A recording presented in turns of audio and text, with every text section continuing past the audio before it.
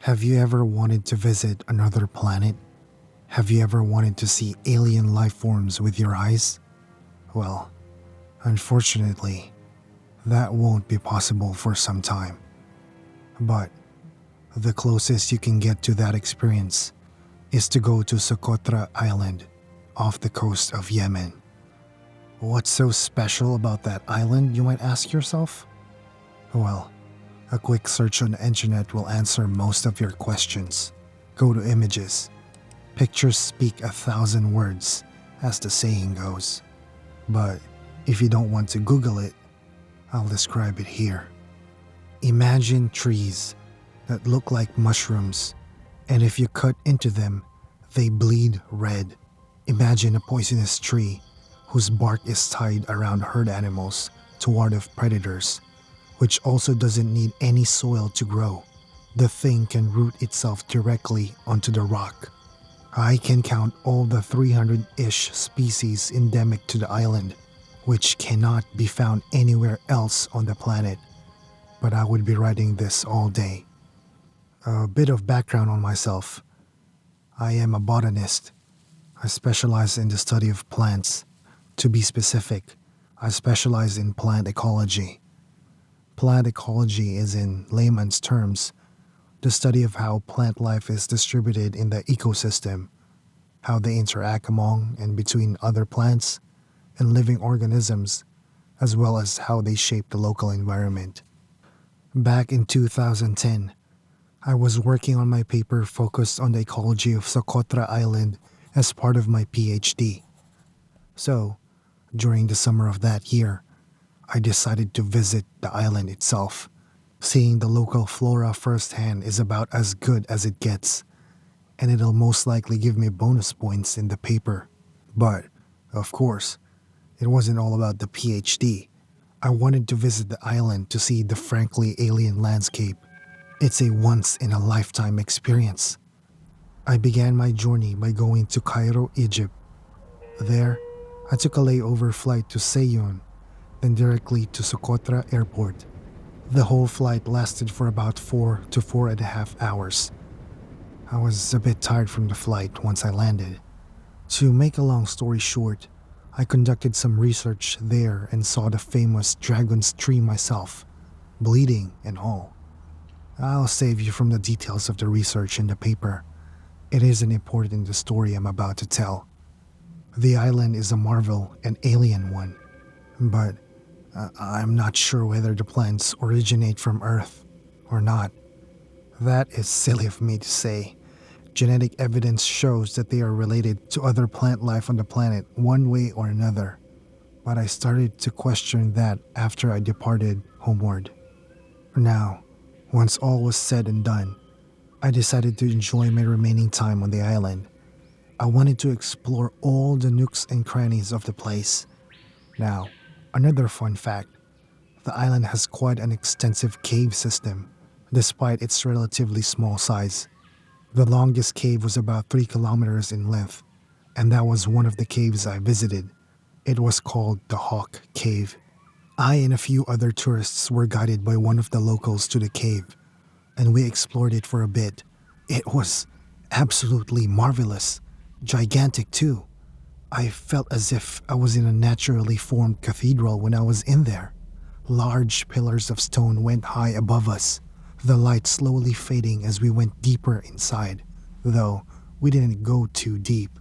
The local guide, let's call him Amir. That's not his real name.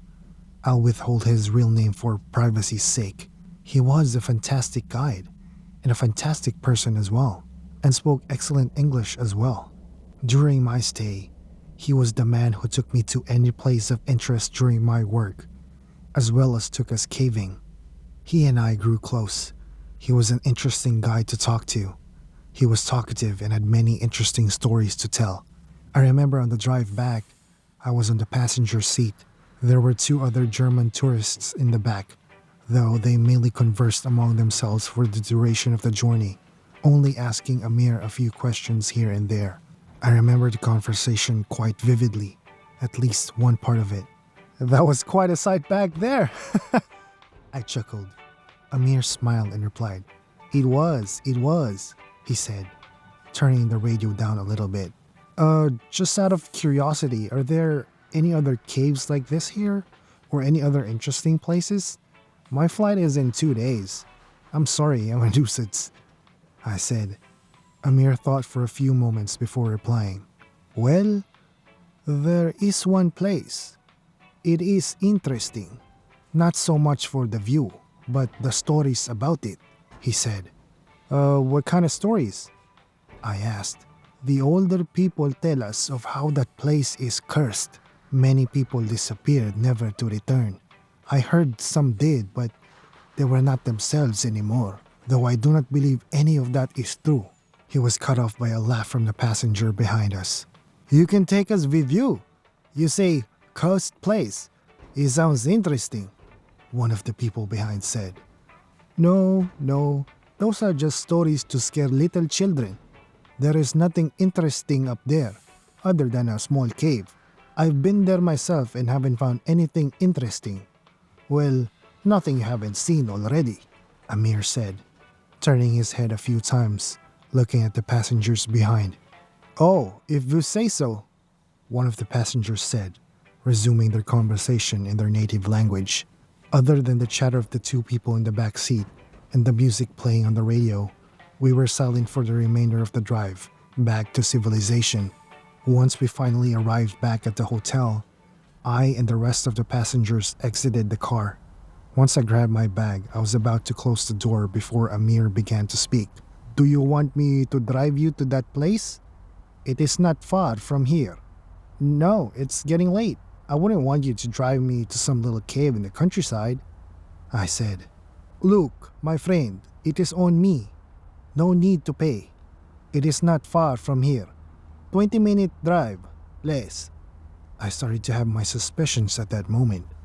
It was getting late, and he was offering to drive me in the middle of nowhere for free? This sounded like some sort of setup, I know, and I knew that then. But something told me he was being genuine and had no ill intent. He was a great guy thus far, and I was now really curious. I sighed, put my bag back inside, and entered the passenger seat once again. Once I entered, he started driving. Where did that come from? I asked. What? Well, driving me to as you've said, an interesting place for free. Ah, that. Once you asked me about any other places, I was remembered that small cave outside the city, though it isn't anything. What's the word? Spectacular. It does have a halat muktalifa, different aura, since you reminded me, and you seemed curious. I should take you there to see it. All right. Now you've piqued my curiosity, I said. The rest of the drive was short. Once we got out of the city, we started going a winding dirt road for about 10 minutes. The sun began to set slowly on the horizon as we arrived at the place. He stopped abruptly on the dirt road before saying, We are here. We exited the car, and he pointed towards the hills. It is up there. Follow me. I followed him up. We hitchhiked for some time. I felt anxious. I was looking at him for any signs of movement that might indicate something was off. I tried to pay it no mind, but that was soon the least of my problems. I started to feel the aura he described. It was more of a feeling of impending doom, that something was not right, but you couldn't place your finger on it, and it wasn't on him. I could see he felt the same way. He was looking around the hills as I was. It was as if something was watching our every move, with each step we took. Did we reach the cave? I asked. Yes, it is here. Get up here, he said as he pointed in front of him. Once I got up the hill, I could see the cave he was talking about. It wasn't small, as he previously said, not as large as the one we visited. Medium-sized, I would say, but not in the least small. The opening was big enough to fit a large bus inside with room to spare. From the vantage point of the hill, it seemed ominous. The little sun there still was blocked by the hill. The cave was in a shade, though it wasn't too dark still. And if it does get dark, I brought a flashlight with me, thankfully. The anxiety I felt only grew once I saw it. But the weird thing was, I didn't want to go. I wanted to go inside for some absurd reason. I couldn't really tell why I felt attracted to the cave, as if it was beckoning me inside. Can we get a bit closer? I said. Amir looked at me as if I was insane before saying, Do as you would like. Just don't go inside. You will get lost. God forbid. I will be right behind you, he said. I simply nodded before starting to slowly descend the hill toward the cave opening. Once I got down there, I looked back to see Amir still there, waving to me. Don't be long. I gave him a thumbs up before getting closer. With each step, I felt as if that aura was getting stronger and stronger, and before I knew it, I entered the cave itself. It was pitch black inside. For some reason, I didn't need to reach my flashlight. It was like I knew where I was going. I could hear shouting behind me, Amir most likely, but his voice was muffled by the stone around me. Soon enough, I saw a light at the other end, an opening. I followed the light, tripping on a couple of stone protrusions along the way. As I exited the cave, I was met by light. A lot of light. The other weird thing was, after I took the first breath after getting out, I felt lightheaded. The way you feel when you hyperventilate when you have too much oxygen in your bloodstream. I felt dizzy. I also felt much lighter, as if I lost 20 or 30 kilos the moment I stepped out. My entire body felt so light. Once my vision adjusted, I could see it was midday. The sun was high above. Well, the suns. There were two of them. One was orange-ish and about the same size as our own sun in the sky, while the other was smaller and had a blue hue. I rubbed my eyes a couple of times, thinking it was just my eyes playing tricks on me. But no, they weren't. The second thing I realized just then was the color purple. The sky had a purplish color to it. The grass, the plants, the tree leaves were all purple. I recognized the trees. They looked like the dragon trees I researched and saw myself. But these were taller, much taller. The average dragon tree grew between 5 to 10 meters in height, but these towered at least 20 to 25 meters, maybe even more. The vegetation was much denser than I had previously thought. Well, on Socotra at least. Amir! Amir! I started shouting. I was hyperventilating at this point. I never had trouble breathing before. I have no history of asthma. This was probably panic. The fact that my chest started to hurt didn't help in any way as well. I sat down on the ground to catch my breath, but it was difficult. After a few minutes of trying to breathe properly, I managed to find a tactic to not hyperventilate. I didn't take a full breath. I needed to breathe shallowly, if you will. But despite that my lungs seemed satisfied with that intake of air, I needed to be conscious of my breathing. It was difficult, but I managed. Once I got my act together, I looked around my vicinity for a better look. Though my eyes felt slightly irritated, I'm pretty sure that my eyes weren't lying. This wasn't the Socotra for sure. I looked behind me to see the cave missing. I tried not to panic again as to have another episode of hyperventilation. I tried my best to remain calm as possible. Amir! Are you there? I shouted once again, but no answer. I started to walk back, well, in the direction where the cave would be. There was a steep hill where it was, where I swear the opening I came from was. I decided to climb it, and surprisingly, it was much easier than I thought it would have been. I did feel much lighter for some reason. After a few minutes of climbing up the steep hill, purple grass and strange flowers brushed my legs nearly to my knee at some point. I finally got up there, and what I saw, Jesus, it was a sight that was right out of a movie. A vast plain dotted with all kinds of life I've never seen before. Most of it was purple, but I saw a yellow brush. I saw red flowers in bloom that towered over the grass, dotted across the land. Some of the trees seemed familiar to the ones I saw, but others were completely different.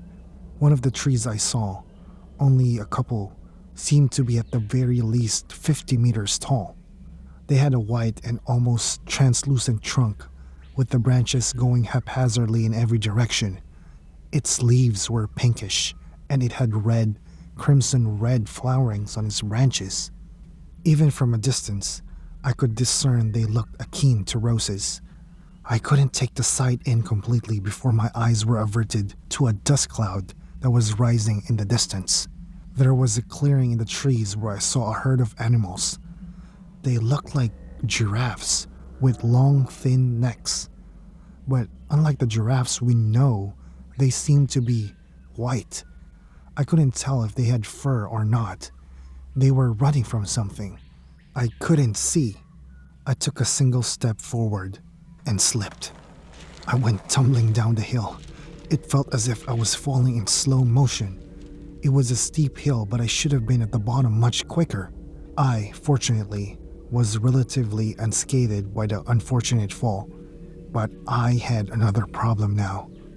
A large plant, yellow leaves, and a purple trunk. It was taller than me and had a massive unblossomed flower at the top. I could easily sit inside if it blossomed. I know that because it did blossom. Well, open up when I fell right beside it. Once it did open up, I saw that it had teeth. Rows upon rows of sharp, translucent teeth. Its saliva dripped to the floor, dissolving the grass where it felt like a strong acid. Its head slowly inched closer to me as I backed off as quickly as I could. Once I got to my feet, it lunged at me, extending its internode trunk to get closer to me. I barely avoided its mouth. Merely inches from me, it quickly closed it.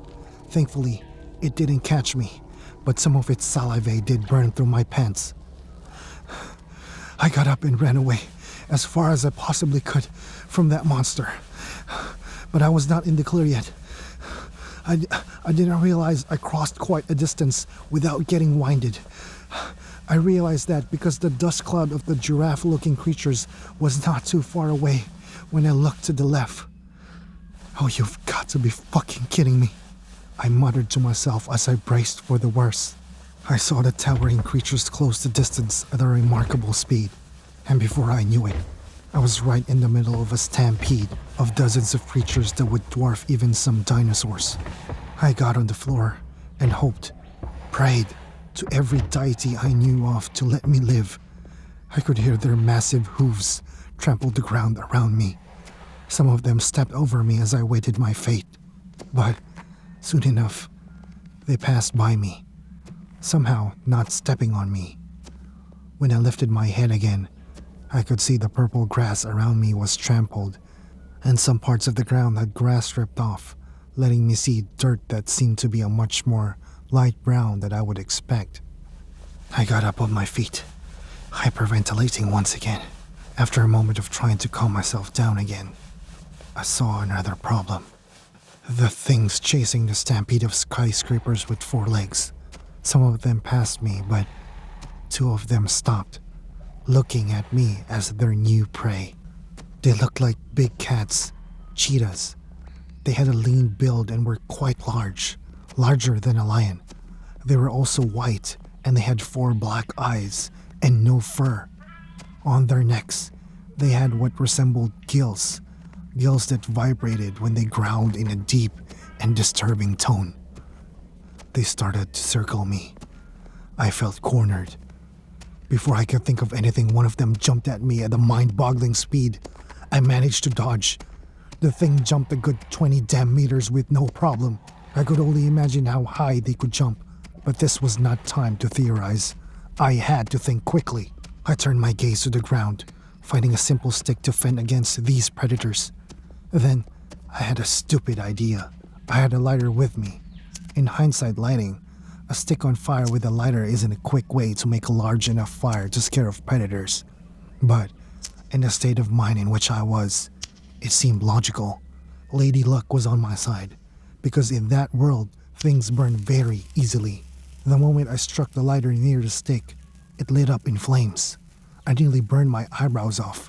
It burned like a torch in mere seconds. I waved the burning stick around, shouting as loud as I could. Ah!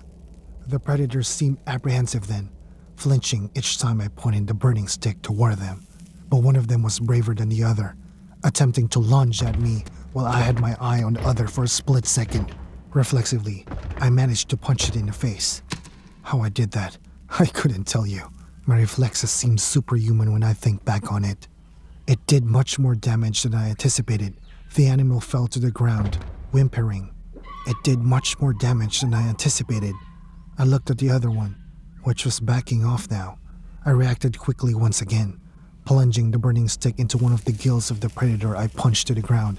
The fire seemed to burn with even more intensity once I stuck it in there. The predator whimpered and screeched in pain. I saw the other one run off. I cut the stick out of the gill, the creature still whimpering on the ground. I backed off, throwing the makeshift torch on the ground. I ran as far as I could, back to the hill. As I went through the brush and tall grass, I saw it, a cave entrance. I needed shelter. I needed a way out. I needed to wake up. I sprinted toward the cave, jumping over a rock along the way. And I jumped a good 4 meters in the air, nearly gliding through the air toward the entrance. Once I got inside, I had too much momentum. I tripped into something and fell, hitting my head hard into a hard surface. Blackness took over my vision. I heard a familiar sound. A voice calling me, calling my name. Hey, are you awake? Wake up! My hearing was muffled. I could barely hear what he was saying. Wake up! My hearing returned and I opened my eyes. My lungs burned and I coughed as if someone had saved me from drowning. Mashallah! Amir said in relief, before probably saying a few prayers in his native language. You are all right. God, you disappeared in the dark and I couldn't find you. Where did you go? Amir asked me. I don't know. No, come here. Let's go back. Come on, I'll help you up, he said as he helped me get up. I felt heavy now. I could barely walk. He had to carry me up and downhill to the car. During the drive back, he asked me what happened. I told him I probably tripped and hit my head. Though my head did hurt, there seemed to be no injuries. He took me to a clinic just in case, and they determined I was more or less fine. I just had a few bruises on my arms and legs. Not anything major. He drove me back to the hotel and told me to call him if I need a ride to an airport, free of charge. He was apologetic after what happened. He blamed himself for basically dragging me there with no good reason, though it was no fault of his own. I was the idiot going into a dark cave without any light source. Could have been worse. I thought at the time I was just out of it, that my head conjured up some fever dream while I was unconscious. But the very next day, when I felt a bit better, I saw there were a couple of holes on my pants that seemed as if something burned through them. I also had a few burn marks on my legs where the holes were. Did the doctors overlook that yesterday? I don't know. The other thing was that my lighter was missing. I probably dropped it somewhere in the cave, I thought. During the day, I had an aching feeling in my hand. A shower didn't help. Neither did scratching. If anything, it made it worse. After I looked closer at it, I realized it was a splinter. I took some tweezers to get it out, and after a while I managed to do that. It went quite deep into my hand. My hand was relieved of most of the aching feeling. But that splinter didn't look like any wood I knew. Its color was off. It was white, translucent, nearly see-through.